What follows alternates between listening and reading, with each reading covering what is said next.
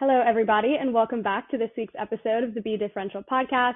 I'm your host, Ava Gregory, and this week we are joined by the co-founder of Formula Drift and now currently the general manager of PRI, Jim Liaw. Welcome to the episode. Hi, Ava. Thanks for having me.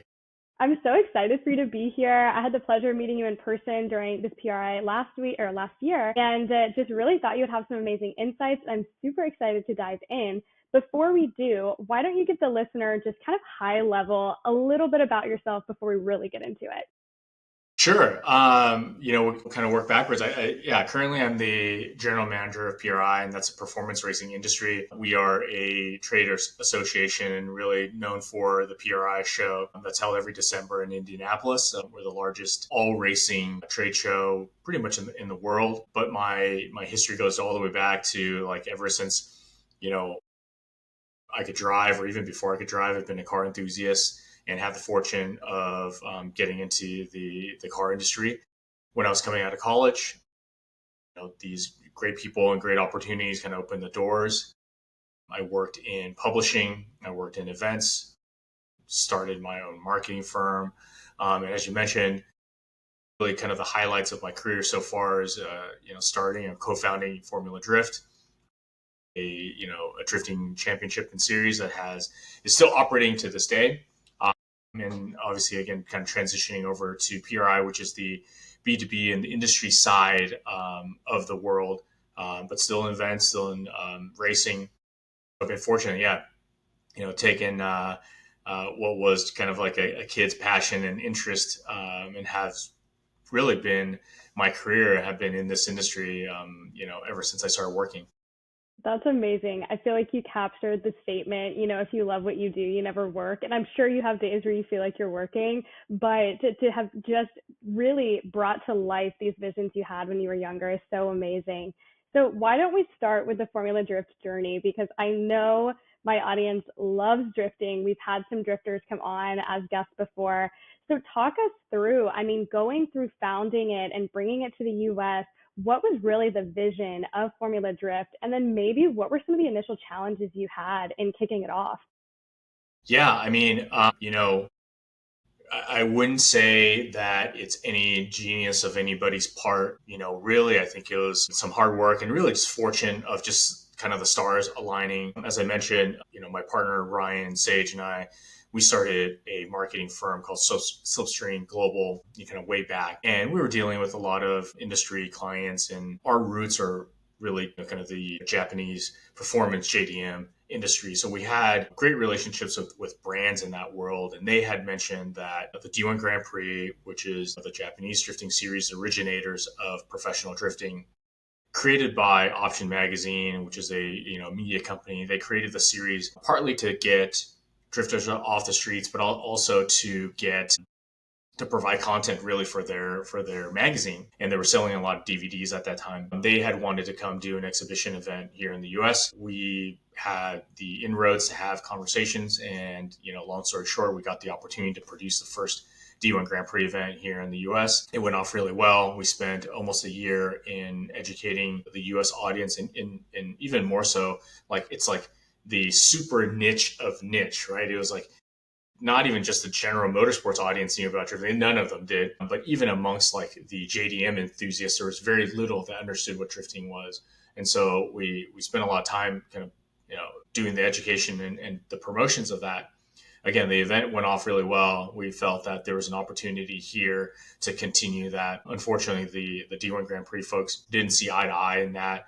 They looked at the US market as some place that they could come, not regularly, but when there was opportunity for either kind of a promotion or a PR stunt or a large scale event, whatever it is that was kind of in their plans, but nothing consistent. And we felt that there was a need, there were drivers, there were sponsors that wanted to do this consistently and to continue to build drifting into a legitimate sport. So when they said no, we said, well, then, we're going to start something of our own.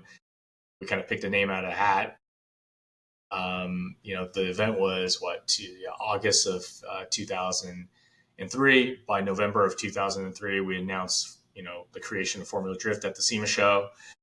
And, I would say the rest is history, but there's a lot of stuff that has happened, since then. But yeah, I think it was April of 2004, round one, year one of Formula Drift. And it's grown since. I mean, we just really, again, it's like there's no genius on our part. We didn't Sure. calculate a market. We didn't forecast, revenue. We didn't do any of that kind of stuff. It was just we felt it in our gut that this was something of interest, that people really liked it. Fans wanted to see something like this, and there were drivers that were interested in participating. So we wanted to create this atmosphere, this event series. So we went for it. We went and we did it. Yeah. That's so fascinating for me, especially because from the business perspective, to have maybe not doing the market research or having just kind of the gut feeling, I think that speaks volumes, obviously, to what the product is and what you guys created, but also that when there's grit, like it's going to end up being worthwhile. But I have to ask because there is a lot of uncertainty when you follow that gut feeling. And so, to have sponsors and to work through like obviously running a series is not cost efficient. And so, how did you ensure and relate to people that this had a following power, like a staying power, that it was going to be worthwhile? Again, I think it was a fortune. Like, we didn't start at zero. When we launched, there were a number of tracks that we already had relationships with that were Mm, willing to work with us, right? Like Road Atlanta is a great example yeah. of that. That, what is that, turn 10 Yeah. complex where they Yeah. paved the loop. Like, they did this before we even turned a wheel. Even before we even held the first event, the leadership at Road Atlanta said, you guys needed something where the cars can loop back, because otherwise it's a 2 mile course to go from start to back again. We need to have you go counter course so we can kind of run after run. And they said, look, what if we paved a loop here in this complex? It's like, yeah, let's do it. And then even that, like, there were sponsors like Mazda. We had worked with Mazda on what was called the Mazda Extreme Street events. They were involved in World Challenge as well as IMSA, or I guess at that time the American Le Mans Series, and they wanted to bring elements of kind of tuner culture to those races. And so we were the event organizers for them to bring tuner culture, car show, car meet to these traditional road racing events. And we had a relationship with Mazda, and they stepped up to say, we've worked with you guys. We like, you guys have been great operators. So we believe in what you're doing, even though it hasn't been done before. And they stepped up and became a sponsor. So again, we were fortunate that we didn't start at zero. We started with a number of partners and sponsors that supported us. But yeah, it's, nonetheless, it's still kind of, nerve wracking to kind of balance the checkbook, sort of say, and like, all right, are we getting enough inbound revenue in order to cover the expenses that we needed to cover to do this? And I'd say for years, it wasn't even just year one or event one. For years, it's, I wouldn't say sleepless nights, but it was definitely nerve wracking, where you kind of wake up, man, this sponsor or this, somebody is late in paying us, and we Yeah. got to pay the bills this following week, and you're just kind of stressing about money coming in, money going out. I think that what you just said is something that so many people in this industry can resonate with from any perspective, because there's always that balance of there's money coming, but it's not quite here yet, and all these things. And I'll give a shout out to Road Atlanta too. I think I had shared with you that that's in my past. And definitely at that time, I believe Jeff Lee was the president when you guys came into it. And he was such a visionary in being willing to do things outside of the box. And I mean, that Formula Drift still at Road Atlanta now is one of their most successful events throughout the year. It definitely brings in the youngest audience, which is necessary to continue seeing our sport. So I love that. Talking about some of these challenges that you guys did have to face and kind of work with, when was there a point where you had that feeling of like, wow, like we made it, like we did that, you know? I think there were different kind of like points along the way that led to the we made it feeling. I would say still today there's still I wouldn't say it's there. I'd say there's still you're getting closer to that place, right? Like, what is it that you made it that you're equal to NASCAR, Formula One, IndyCar? Is that making it? And if that's making it, then there's still some room to grow. But there are definitely, points along the way. I mean, you mentioned Jeff and Road Atlanta and kind of being kind of ahead of the curve. I mean, think about that, right? Like for those, these were like the initial audience. Think of like, for those that know snowboarding, like think of snowboarding like in its origination. I mean, there were ski resorts that were literally, we are ski resorts and you cannot snowboard on our mountains. I mean, Wow. imagine like not being able to snowboard at a ski resort. That was really what we were parallel to, where it was like, yes, I get it. You guys are bringing roll cage, safe race cars, but you're drifting, so you can't be on our track. And we don't want Yeah. that. We don't want that audience. We don't want those cars. We don't want that activity at our facility. Well, and Fast also forward. too, Jim, to that point, from an operations perspective, the wear of drifting on a track surface is totally different than an endurance race even. So you're right that there are things like to consider that the track had to, like, that you may not have seen necessarily an issue with, but the track had different priorities. So that I just want to call out. That's a great point you just brought up. It is, and it's also. I mean, it's mutually. It's a learning curve. I think for the organizer for Formula Drift to learn how to communicate that and how to educate facilities on what is perceived as damaging, but really not. Right, right. But even, kind of, I think even before that, I think it was just this kind of like stereotype of what it brings, and there was almost a like, if we said we're a drifting series, there wouldn't even be a callback in terms of like, hey, we Yeah, want to talk about a date. So, 22 years later, there's probably more inbound of, hey, how do we bring drifting to our facility than there was 22 years ago of even understanding and receiving and being open to having drifting at their facility. And so I think that's one of those, hey, we've not made it, but we've definitely gone a long way. One kind of like personal goals, like, I mentioned that we brought, D1 Grand Prix to the U.S. And actually, it was the first time D1 left Japan at all. And wow. it was a hugely successful event, to a point where every kind of, tuner JDM company that was aware of that brand probably compared Formula Drift to D1, at least for maybe the first 3 years, 3 seasons of the series. And it wasn't until I remember the season finale at Irwindale Speedway at the end of season 3. And Irwindale Speedway was also played host to the D1 Grand Prix, that I think we finally got our numbers, the number of drivers, participants, attendees, exhibitors, etc., that surpassed that D1, that we Wow. can Wow. finally say, hey, at least however you feel about it, our metrics have all now checked and surpassed. So that was kind of like a little personal, like, all right, we kind of did it. We kind of broke out of the shadows of D1 to be clear of that and to be able to do things as Formula Drift without any sort of Right. baggage. Yeah, you weren't living in the shadow anymore. Right. I also, wow, honestly iconic that it was at Irwindale, because RIP now, for having that venue space. So that's kind of a cool full circle, that that's where you saw the surpassing, and to have had the championship there last year. That's amazing. So, as we're talking about your role with Formula Drift, and I definitely want to get to PRI as well.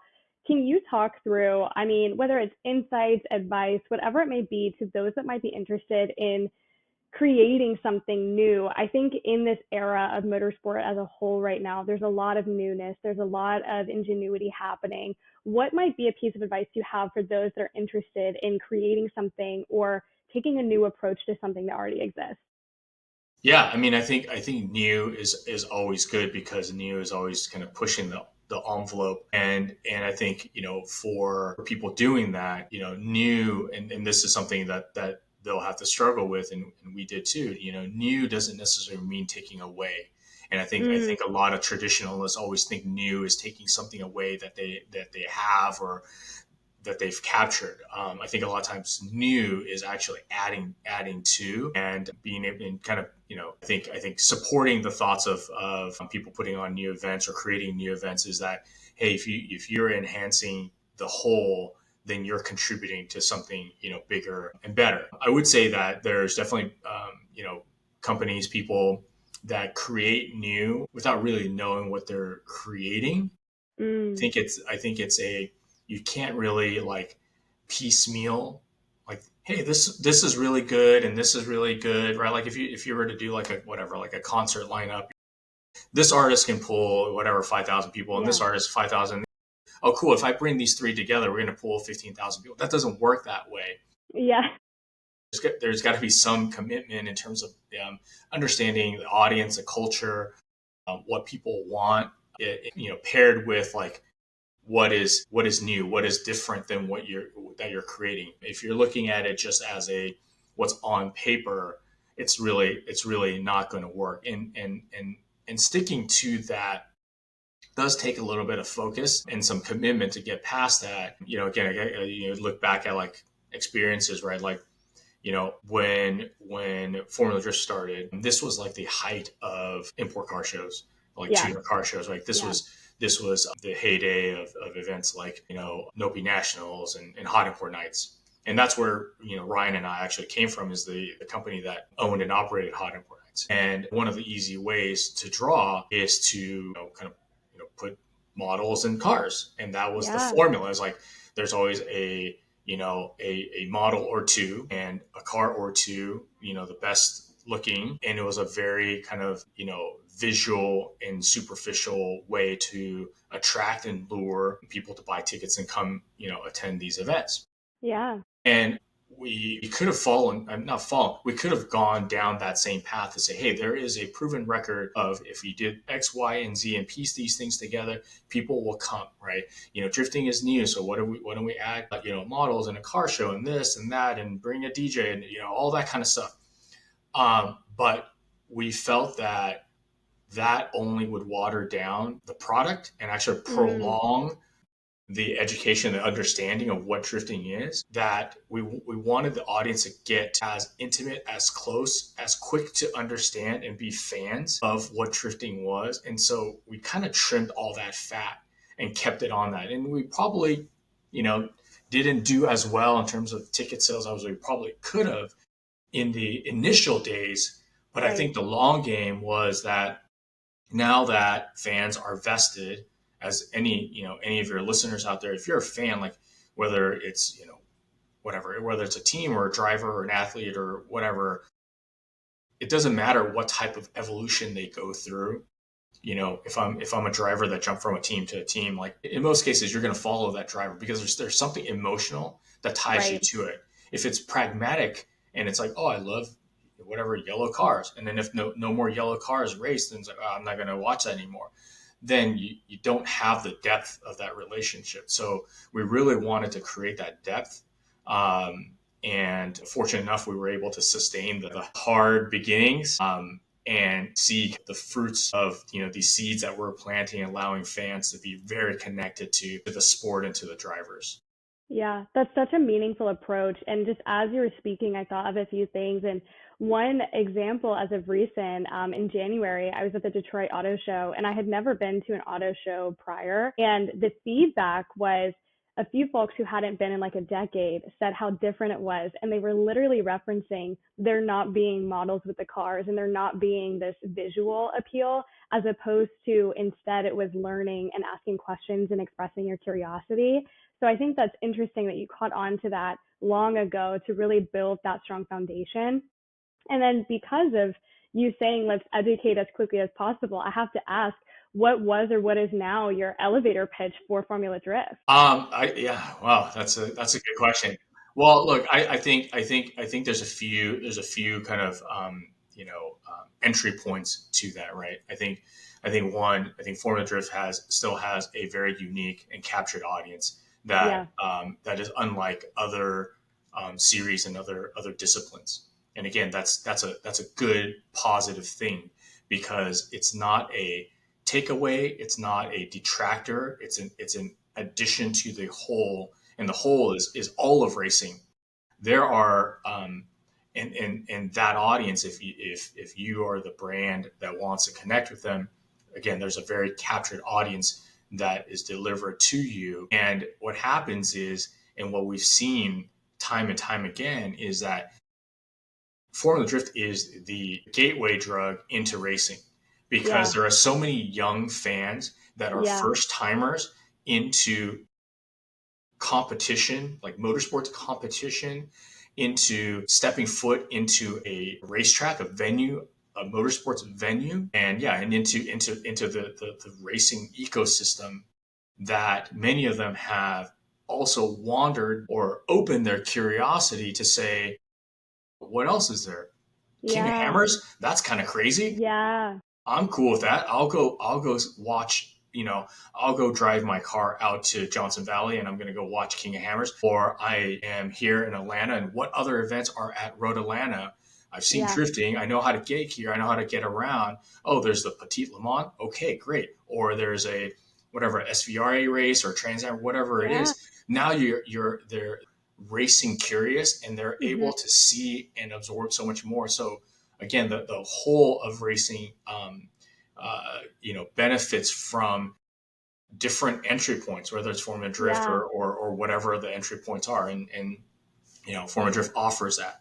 On the same note, I think there's a business opportunity that the level of competition and the level of vehicles and teams are light years ahead of where they were in 2000. And they are on par with some of the best sports cars that are racing around in terms of the technology that goes into each build, the amount of necessary information, data, knowledge, experience that it needs to go into not just building, but maintaining and adjusting to conditions and to driver needs, and the amount of money that are poured into kind of the tier one level cars. There's tons of opportunity for you, the part, software, technology provider, manufacturer, that there's another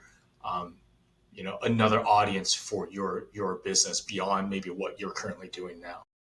Sure. I think that's such a good point. Yeah. And FD is just going to continue to grow. There's no doubt about it. And it's really cool to talk about its origin story and how it has evolved over the years, as every other form of motorsport has, but it definitely is its own silo. And I think the motorsport curious statement that you said is going to be really impactful as we continue seeing more motorsports evolve. So let's shift a little bit, because now you're with PRI. So how did that transition happen? What ended up bringing you into this world? I'm not really completely sure how that happened. I think again, I don't mean, like I wish there was more intentional. Okay. I guess in hindsight there was some intention. I wish things that I've done were maybe more intentional, and there's like a path or like a formula to offer, people that are kind of seeking to do similar careers. But really, I think a lot of it is kind of, I don't know how to describe, like it really intangible and kind of soft skills.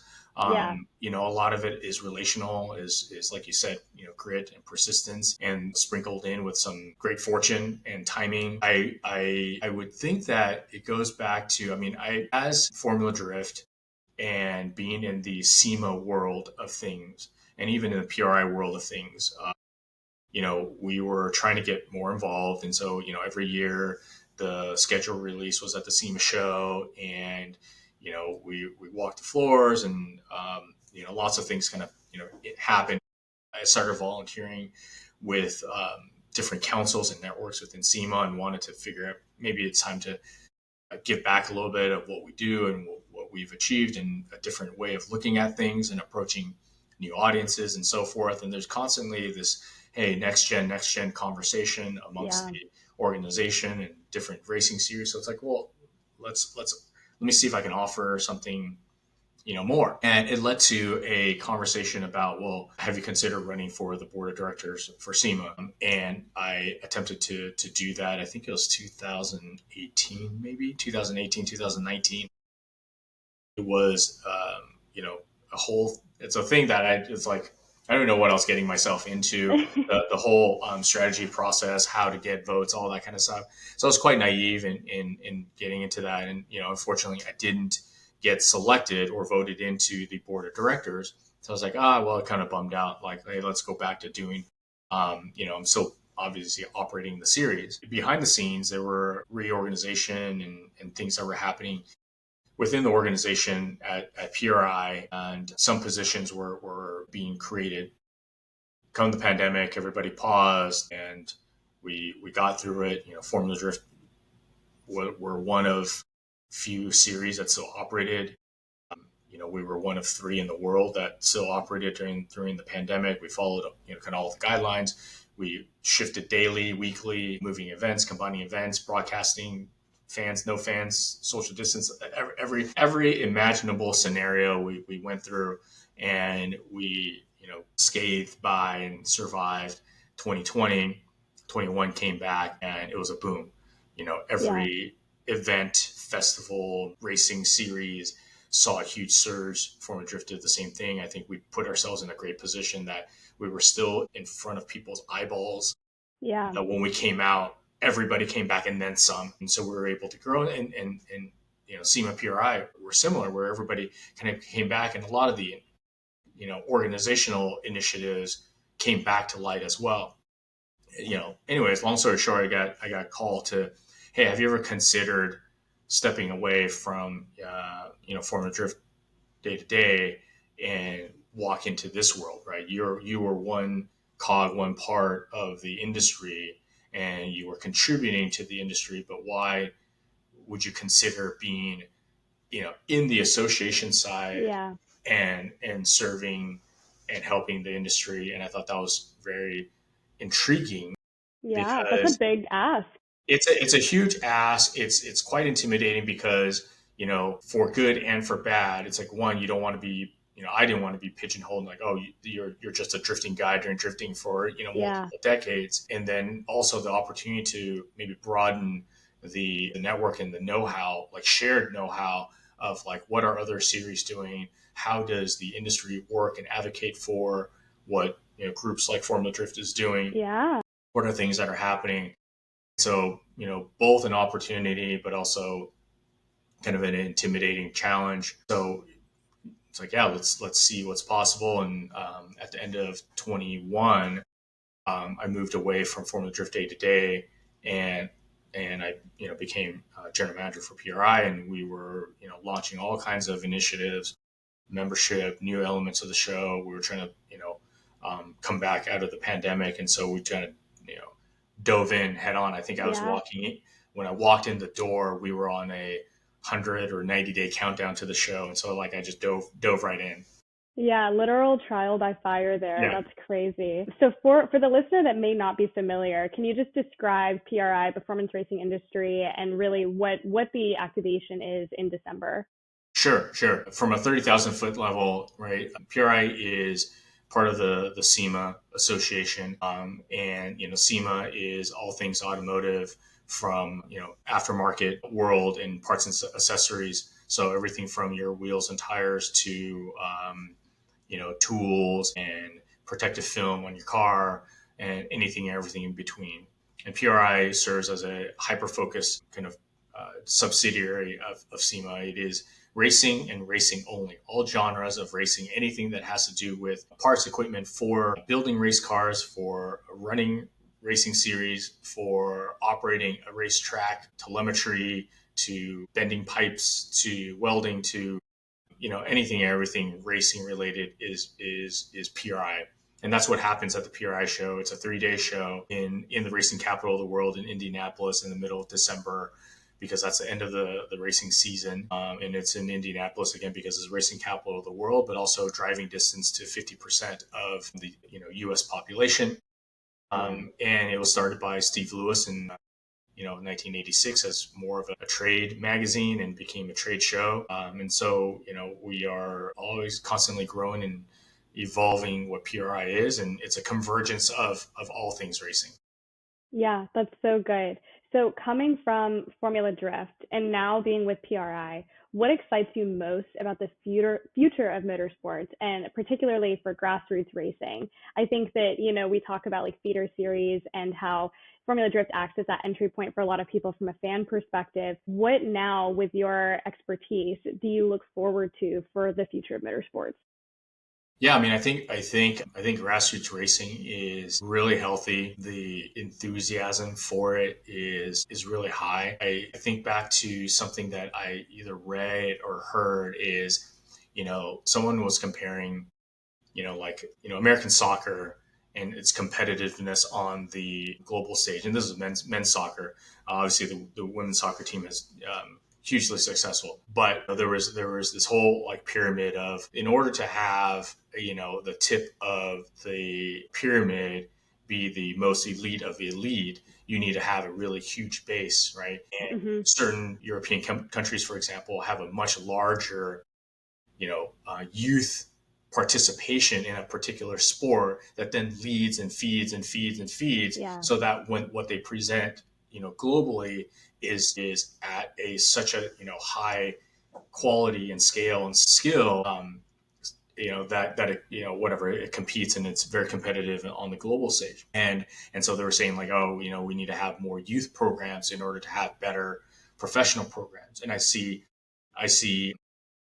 racing in the same way. We've done a really good job kind of in both ways. The tier one, the IndyCar, NASCAR, Formula Ones are continuing to grow and become healthier and grow bigger. And what that does is it serves as an aspirational thing for grassroots level racing participation. And you see that because grassroots level racing participation is continuing to grow in all forms and facets, because what the tier one, tier two guys are doing. And then adding to that, and that's a whole nother tangent, is like adding to that the accessibility of things like sim racing, to be able to draw in that many more participants. I see that as a huge opportunity, because that base is growing wider and wider. And as that base grows wider, it's only going to feed more and more and more. And so, whatever, 10 years from now, what those tier one drivers are going to be like and their skill level is going to be, I think it's going to be, hugely competitive, because of what we're kind of doing on both ends of the spectrum. That's such a good point. I mean, I think of organizations like Racing Prodigy that's doing this E to real perspective, and you're so right. It's just feeding into it being seriously competitive in, I mean, a decade or less at this point. So PRI has been like a major advocate in protecting these types of organizations and procedures that you're talking about here. Can you share a little bit for those that maybe like why they should care and why they should be interested in being a part of PRI and the organization that you guys are, to continue contributing towards success and protection of motorsport? Yeah, I mean, there's tons of things that are happening behind the scenes, right? Like, it's not just, hey, we're doing good, or we're putting on great events and people really like it, and great, we have these corporate sponsors, and so awesome, continue as is. Everything from that's controllable to uncontrollable does affect racing. So there's tons of stuff happening behind the scenes.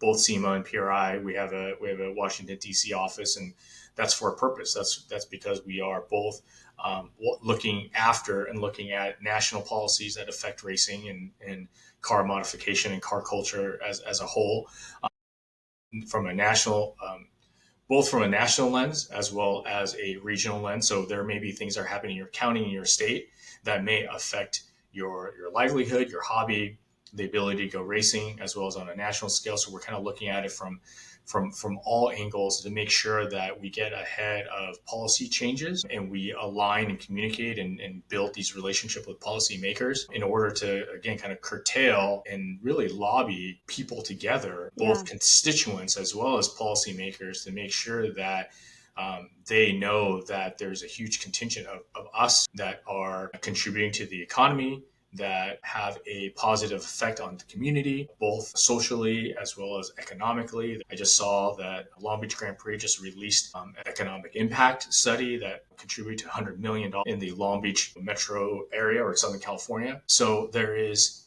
huge positive, effects of racing to to people that may not be into it but are near it. And so those are things that we need to continue to advocate for. And as we struggle with things like racetracks going away and protecting racetracks, because if there's no racetracks, there's no racing. If there's no racing, then all the stuff that we're talking about, this pyramid of growth and all that, it goes away because there are less and less venues to do this. And again, some things are uncontrollable, less and less land and value of land and real estate development, things like that. But for those that are open, we have to do more to help them thrive and help them continue to stay open.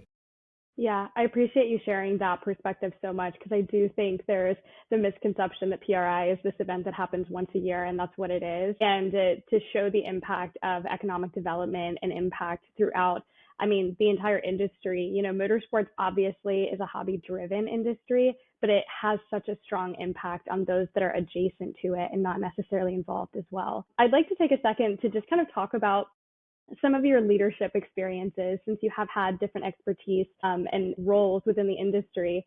So having worn many hats from marketing and event operations, how do you think that has shaped your leadership style? I think, I would say my style is, I don't know how to describe it. My experience really is that because we were, even in the various, like, even previous to Formula Drift, right?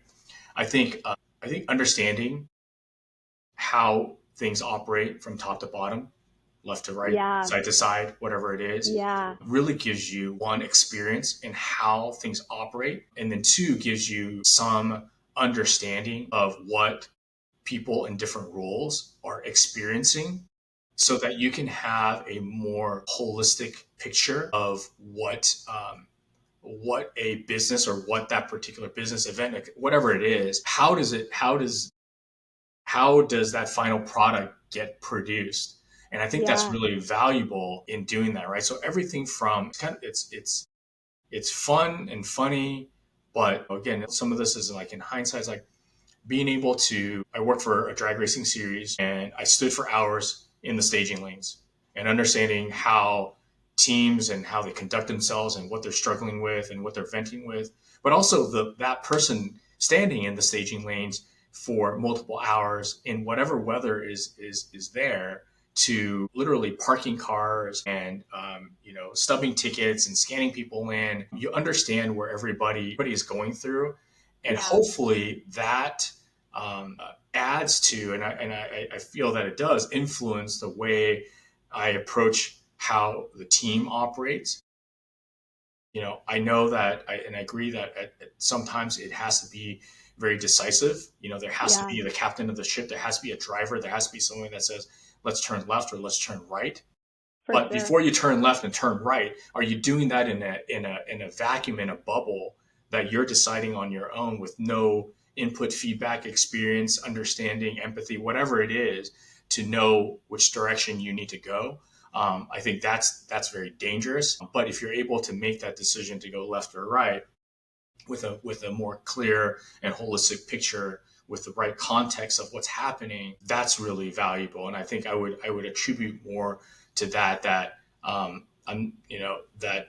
want to get to the understanding of what people do and how they Mhm. do it before I even give my 2 cents in terms of what we need to adjust or change or whatever it is we need to add to it.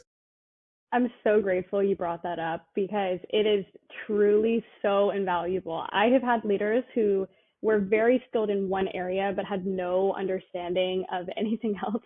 And, sometimes that can be really frustrating, and they can be missing parts of the larger picture that are necessary. So I'm so grateful you brought that point, and I resonate very deeply with that. We've talked about, too, your leadership styles here. Was there anyone that impacted your career or that you looked up to as a mentor throughout your tenure? Man, I've been fortunate to have really good people that have supported. And I think through that, I wouldn't necessarily say in that stereotypical sense of like, hey, there's a mentor that taught me how to do X, Y, and Z and led me to this and that. but there have been, but through the actions of certain people, and obviously they showed themselves through their business acumen and how they ran their organizations, but I think the common connection, so like the common connection is their willingness and ability to be transparent and open, to share what they know. I think, I really hung on to that in my kind of transition from FD to PRI.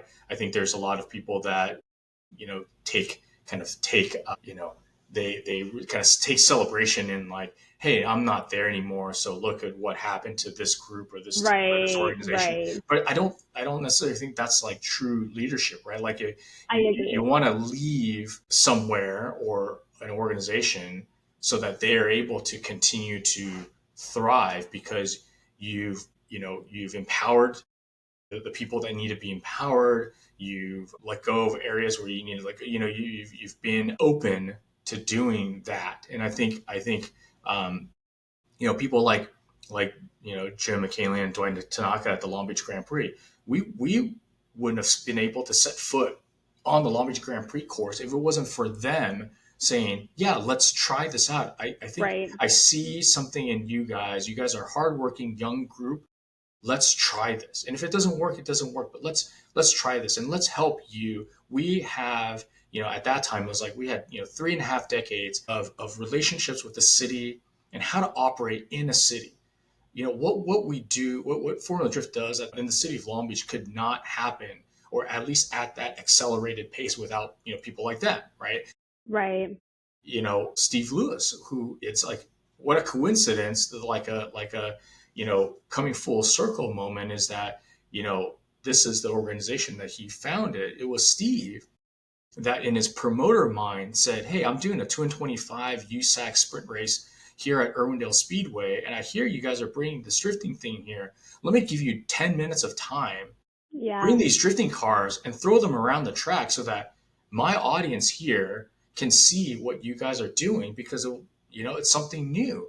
And when yeah, he had the trade show in Orlando and he would bus people, attendees from the Orlando PRI show to the Orlando Speed World, he brought two of our drifting cars to do exhibition runs there as well. And so if it wasn't for people that have you know vision and openness to trying kind of new things, we wouldn't have these openings. And even, and these are like great, like kind of, we're in such a small world, right? Like Orlando Speed World is a round that Formula Drift goes to.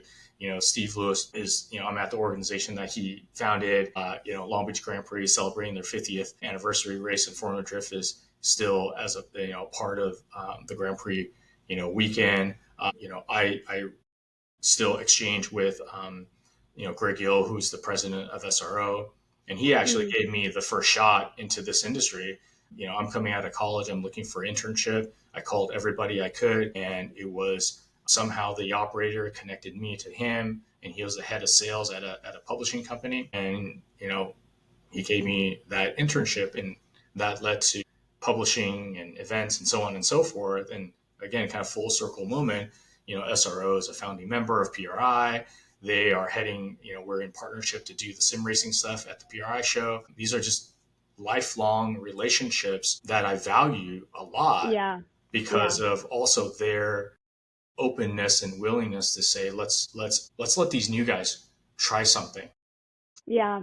And I hope that more of us can do that and say, all right, there's these student groups or whatever it is, like let's get more young people to see what it is that we do.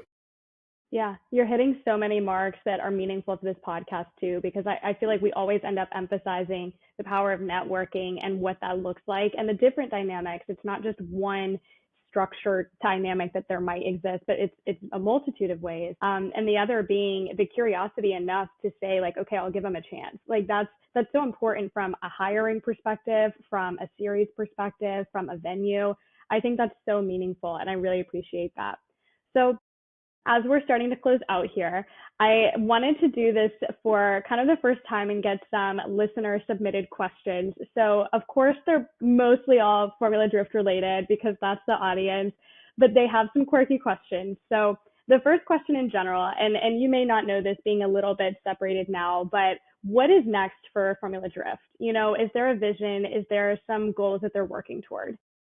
Yeah, I mean, I think what's next is that, it's at a place where it is kind of, you know, I would say like mid upper tier, right? It's not necessarily, IMSA, IndyCar, NHRA, NASCAR level, but it's definitely not, weekend racing either. And so there is this ecosystem that is growing bigger and bigger. And I think what's next is all the pieces are in place to continue to grow and grow audience from a live stream broadcast, the organic kind of drama and energy of what drifting already brings. And it's just kind of natural storytelling.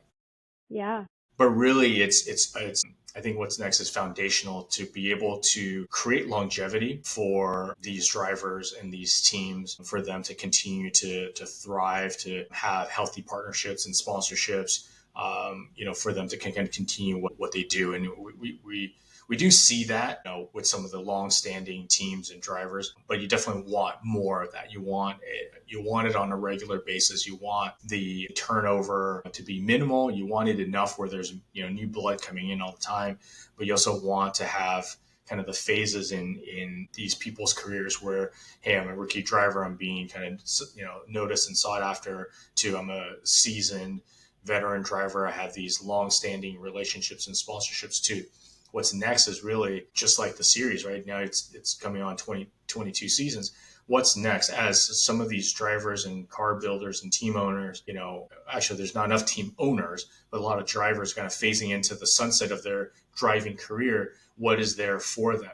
Formula Drift has built equity in these people. How does that equity remain in the Formula Drift ecosystem, whether they are still involved as a team owner, coaches, whatever it is, that they are able to still reap the rewards of what they put in. And then also for the series to be able to reap the rewards of this, long-standing relationships that they've had in helping build the status and the level of these drivers. Yeah, I think that's huge. And I'm so eager to continue seeing the growth of Formula Drift. Another question here is, what are your thoughts on electric vehicles versus ice drifting and the skills that are required for each? Yeah, skill wise, I don't think there is, I don't know much or enough information about what. Jim, you're telling me you're not a professional driver? Come on. What? If I was a professional driver, I would be doing this, right? It'd be way cooler on the other side of it. So I think, right? No, I mean, I think it's still pretty new in the world of drifting and in a competitive sense. I think there were attempts. I would say that Formula Drift is quite kind of, power plant agnostic, is if just like the ability to have a naturally aspirated versus a supercharged versus a turbocharged versus a nitrous injected, or and anything and everything in between, and 4-cylinder and 6 and 8, it's a little bit of a run what you brung. And just as long as we can fit, or the series can fit it into a particular kind of safe and regulation box, I think any and all is possible.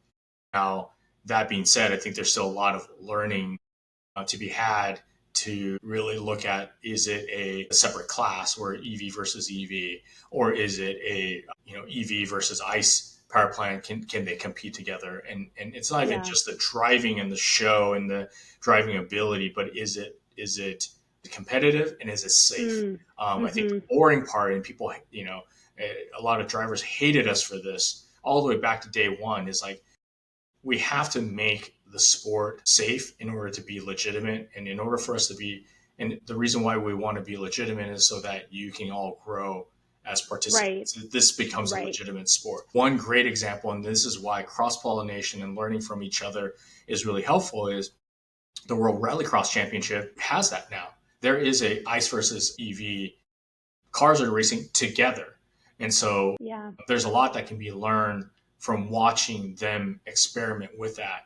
And you're learning on the successes and failures of what they're doing, and able to see, like, how does that pairing work? And another example of being willing to try, right? Like if it fails, okay. Right, exactly. I think there shouldn't be a fear or hesitation to pivot. Hey, if there's a mistake that's been made, all good, but let's quickly solve and move on. Right, have to quickly address and solve, and then you can pivot. Yeah. I'll just ask one last question and we'll kind of close on this lighthearted note. So you're stuck on an island. What three Formula Drift drivers give you the best shot at getting off the island? All right, three is hard, but I would say though I would say that you know the to get off an island you need to have probably like the most like ingenious group of people. Like off the top of my head are guys like Steph Papadakis. So he's a team owner, but he was also a driver, so he technically qualifies. The what he had, so many of the things that he has created and innovated in terms of just from maintaining the car to being able to address issues, crashes and things like that in competition form, and what's needed to build a more consistent performing vehicle, right? Someone like Steph, to be able to kind of tinker your way off an island. I was just on a trip to Taiwan with Jeff Jones, and he's definitely the grittier version of Steph, to be able to find a way to solve a problem. And I have to kind of go off, break the rules a little bit. Is like, the one person I spent a lot of time with is Kevin Wells, who was the championship mechanic for Chris Forsberg's year one first championship. And he's been the competition director for Formula Drift for, what is it? Seems like, 15 years at least, right? He is MacGyver by all accounts. You need something made, created, solved, built, he's the guy. So if I had those three guys, they would probably build a ship to get us off the island.